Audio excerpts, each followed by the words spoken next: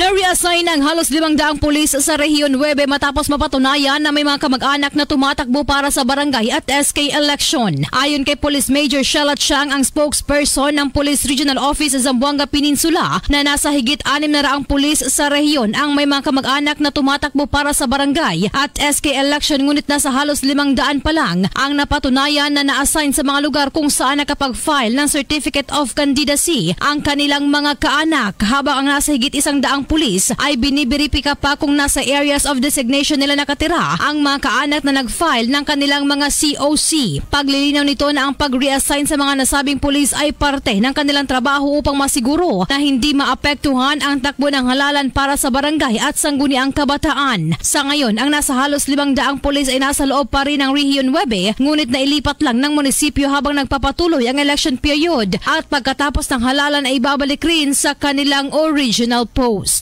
Kasama mo sa DXDR RMN Dipolog, Rajuman Lorimi Romualdo, Tatak RMN.